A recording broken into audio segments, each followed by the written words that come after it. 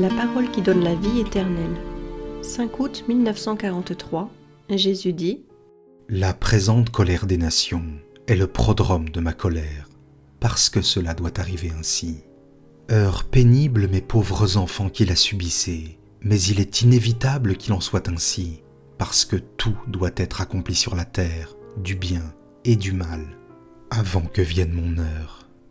Alors je dirai : cela suffit, et je viendrai comme juge et roi pour assumer mon règne sur la terre et juger les péchés et les mérites de l'homme.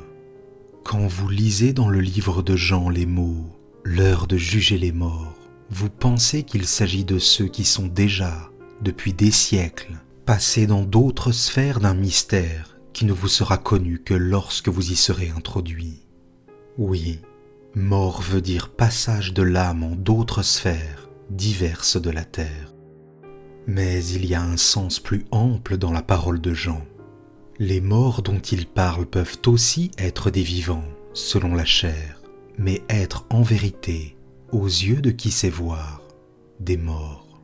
Ce sont de grands morts, puisque pour eux, il n'y aura pas de résurrection.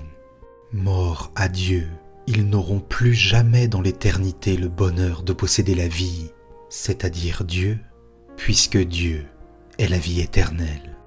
Également, avec un sens plus vaste que ce que peuvent suggérer ces simples mots, les prophètes, les serviteurs, les saints dont parle Jean, représentent à travers ces trois dénominations toutes les créatures qui ont su vivre dans l'esprit. Combien de pauvres petites vieilles, combien de pauvres enfants, d'hommes simples et sans instruction, combien de femmes illettrées, inconnues de la foule, sont cachées et compris dans ces trois mots : prophète, serviteur, saint. Les faire connaître au monde, il en rirait.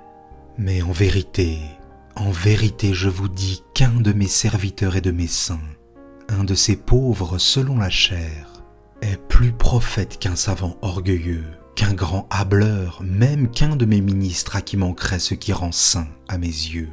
Savoir vivre selon ma parole et savoir faire ma volonté avec une foi, une espérance et une charité constante. Mon sourire à mes bénis, à l'heure de ma venue de roi et juge, allumera un soleil 7 fois plus brillant que le soleil, et mes cieux en resplendiront, tandis que les chœurs angéliques chanteront mes louanges et celles de mes serviteurs, dont je proclamerai à cette heure, à la face du monde stupide et aveugle, les vertus qui font d'eux mes enfants.